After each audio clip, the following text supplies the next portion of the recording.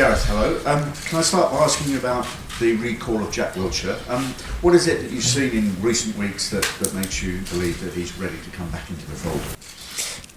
Well, I don't think there's ever been any question in his quality. We feel for a long time that he's a player that can play at the highest level. So I guess as much as anything, it's been his match sharpness, the fact he's had 390 minutes with Bournemouth. I've been to 2 of their games, and we've had people at the other games. And I think a good moment to involve him back in the squad. Harry Kane is back again as well. I mean, Tottenham put him straight into their starting lineup. Is that something that you'd consider doing on Friday, for example? Well, I think the first thing we have to do with Harry is just check how he is after yesterday. I think Spurs, maybe with Daddy missing as well, took a decision for what was a very big game for them. Of course, we have a big game ourselves, so we need to see what level Harry's at when he reports. But it was great to see him back and scoring and with a smile on his face at the end of the game as well. You mentioned Dele Alli then. Bit of a blow, isn't it, that he's not able to be in the squad, seeing how he's played in recent weeks? Yeah, I think he's a super player. We like him a lot. We've worked with him with England since he's been in the under-18s and younger, so we know all about him. It's a shame for us. It was a shame for him to miss the game yesterday and to miss the 2 matches that we've got. But we are very fortunate that we have a lot of good players in that area of the field. So it's always an opportunity for somebody else. You were really unlucky last time. The number of players that got injured either the weekend before we get together or during the build-up to the last game. Are you nervous this time? And are there any players that you've named that you're slightly concerned about? I'm just thinking of people like Kyle Walker, who obviously went off with a bit of a knock yesterday. Yeah, I mean, we have named 25 for that reason, because there are a couple of knocks from yesterday that we're not totally sure about. Theo Walcott might have to disappear at any time, his wife's expecting, so we are conscious of that, but until we've had a chance to assess a couple of scenarios, we're not too sure. With the 25, does that suggest that you might release some after the Scotland game back to their clubs so that they're not involved in both games?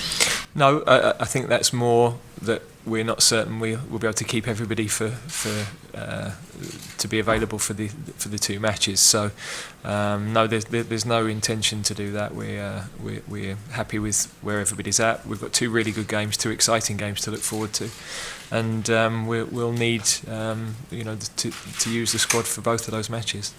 What do you understand, Gareth, about the fitness of Luke Shaw and Chris Smalling, and have you spoken to them or to Jose Mourinho at all about them? No, I mean, obviously Chris hasn't played for quite a while. Luke has played, but we know has had some ongoing difficulties since coming back from what was obviously a very serious injury. So our medical teams, as with all the clubs, are very close, liaise closely throughout the week, and the decision with Luke to not play yesterday was a bit later, but we've been aware that they've both been carrying things for sure. Were you surprised by what Jose said? And during your playing career, presumably you probably played a few times when you were still injured or hurting, certainly. Well, I think when people saw me play, they thought I was injured most of the time. But I think, in terms of what Jose said, that's a club matter and not for me to comment on. In terms of players playing with injury, there's always a line for a player. I think players want to play generally, but individual situations, you need all the information to be able to comment, really. Yeah, I suppose different players have different pain thresholds. Is the bottom line, isn't it? Well, it totally depends on what an injury is. What part of the body, what are the ramifications. So it is a very individual thing. Ross Barkley's not in the squad. Did he come close? He's obviously another one that you'll be watching for. Yeah, absolutely. And look, we are fortunate that we have some very good players. It was very difficult to make the call to Alex Oxlade-Chamberlain and to Mikel Antonio as well, because I've seen them all play in recent weeks and have good performances, but we have strength in depth and we have competition for places. I think any of those guys could force their way into this squad. I've no doubt that they will in the coming months, but we had to take a decision for now for the game on Friday and the game next Tuesday, and that was the squad and the balance of the squad that we felt we wanted. You do of course have Adam Lallana, Raheem Sterling available again that you didn't last time around. I mean, potentially how much of an impact might they make for you? Well, they're both clearly in very good form for their clubs, and that's always helpful when you've got players that are playing well. And are in a good moment, then that tends to carry through to their performances with us. So, it's. I was watching Liverpool's game yesterday. They're a team that are in a really good moment, and I was at their training ground last week. There's a good atmosphere about the place, and they clearly believe in what the manager's doing, and hopefully they can bring that with them to our performances. You're wearing a poppy on your shirt. The England players, I understand, will wear poppies on black armbands, but. On a personal level, how much would you like or prefer them to have been able to wear the poppy on the shirt itself and not just on the armband? I think the fact is, as the head coach, I was keen for us to wear the poppies. I think it's very important. It's part of the history and tradition of what we are as a nation. The remembrance, the fact that we have the freedom of speech to make statements as we see fit. We owe to people that gave their lives in the two world wars in particular. Of course, the poppy now commemorates a lot more than that, and I understand people have individual views on that, but I think the history of what we are as a team and we represent the nation is important to note. And I think the fact we're wearing the poppy is the most important thing. Last month, Martin Glenn was suggesting that, look, you don't have to beat Scotland and Spain to be considered for the job full-time. How much of a boost is that for you personally? And also, as things stand at the moment, how do you feel about the prospects of taking the job full-time? Do you still want it, for example? I'm very clear that I was asked to take the 4 matches. I've got 2 really exciting matches to be in charge of the team, and I'm really looking forward to that. I've enjoyed everything up to now, but what happens to me isn't important over the next 10 days. It's about the team. It's about us preparing to beat Scotland, about leaving the team and the country at the top of the qualifying group at the end of Friday night, and that's my only focus. Back in '99, of course, you played in the second game, so you're in a unique position to obviously understand the particular pressures of an England-Scotland game. That was the last time they met competitively. I mean, what are your memories of that, and what kind of things will you tell the players to look out for and expect on Friday? Well, I'm interested you didn't mention the '96 game. But my memory of '99 is that we achieved the objective, which was to get through to the finals. The game at Wembley wasn't a particularly good one, but the occasion, the history of the occasion, is something I will speak to the players about, because I think it's important they understand what to expect.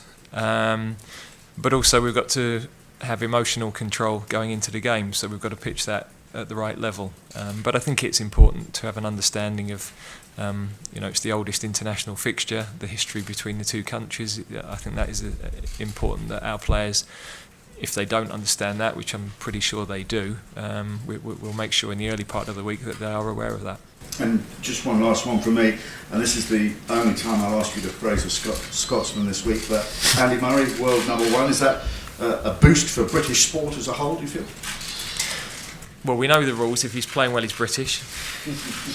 So I think, I think he's a brilliant example for our young children. An athlete that's dedicated himself to his sport. Number 1 in the world at a time where there are, at least 4 of probably the greatest players we've ever seen on the tennis circuit. So phenomenal achievement. People knocked him a lot as he was making his way up. And it's interesting that he had to go through some near misses, semi-finals, finals, some defeats that would have hurt him a lot. But sometimes, just as a sportsman, you have to go through those processes and those perceived failures to actually achieve your objective. And there he is now. I think a sportsman we're all proud of, north and south of the border. So I think he's been a great ambassador for British sport. Any further questions, David? Gareth, David Ornstein from the BBC. Just back on the poppy issue, Do you appreciate that there may be others around the world who do feel that it's a political gesture, even if those in England don't? I don't know all of those views. I am aware that everybody will have an independent view, and one of the reasons we wear the poppy is to remember the fact that we have the freedom to make those decisions in this country, and we have the freedom to comment on things like that. So I think that's an important fact to bear in mind. You know, the reason we have a freedom of speech, free press, whether that's good or bad, you can decide that. But that is, I think, one of the things that we recognise by wearing the poppy. That's what was given by those that gave their lives in those wars. Yeah, and if though it is judged to be a political gesture by FIFA, and given that we play a huge role in making the rules of football in IFAB, could it be seen as slightly hypocritical that we're trying to go against them on this issue? Well, all of those discussions and decisions are taken at a level much higher than me, so I wouldn't really know all the workings or the ramifications. I'm assured that we're able to wear the armbands on Friday night. For me, that was important. It was great that was resolved last week, and it doesn't become a distraction this week for the team. On Scotland, what are you expecting from this current team? That whatever has happened in terms of their results, they don't necessarily reflect their performances, and that their mentality for a game like this will be unquestionable, and that their spirit will be unquestionable. So we'll have to better that and outplay them to be able to win the game. Do you ever remember either team being at a lower ebb in terms of England's performance at the Euros and then Scotland's respective disappointments as well? Well, I can only talk about us, and I think sometimes history paints a slightly rosier picture of the past than. So there's tournaments we haven't qualified for. There have always been tournaments and matches when I was growing up where there were defeats that were considered the worst ever. I was with Gordon Taylor at the game on Saturday, and he said, "Yeah, but Gareth, I can remember 1950 losing to America," and everybody was saying the same thing then. So maybe we colour the past with a different view once we're moving forward. But I think for this team, we are one defeat in 18, 19 matches, I think, which is great credit to what's happened before I was sitting in this seat. So there are lots of things that have been right. I don't ever remember a qualifying campaign like the last one where the team won every game. I'm not sure it's feasible for that to continue, and we haven't been able to do that. But the objective is to qualify for a World Cup, and that's what we're aiming to do. You mentioned speaking to the players about the history, and we can only imagine what the atmosphere will be like on Friday. Would you like to see this become a regular fixture once again? Well, I think I stood pitchside for the last game at Wembley, which was a fantastic atmosphere. Probably one of the best atmospheres I can recall at the new Wembley. And there's something special about those fixtures where everything fits into place in terms of fixture planning and playing different types of opposition. I think for Scotland and ourselves, we get lots of British type matches every week in our leagues. So when you're not playing qualifiers, I think both countries probably like to test themselves against South American opposition, African opposition, other European countries, because you need to give players that different sort of experience. But when you get the opportunity to play in a game like this, then that is a special occasion for sure. Just finally from me, what effect do you think it might have on your chances of getting the job permanently if the result doesn't go the way you want on Friday? Well, the only thing I would say is that I'm not even considering the result going wrong, and what happens to me is not important. What's important is I'm leading my country into a prestigious and important game, and my focus is on how we prepare the team as best as possible to win that match. Any further questions? Well done, thank you very much. We'll head through to the radio broadcasters now. Cheers, Nick. Thank you.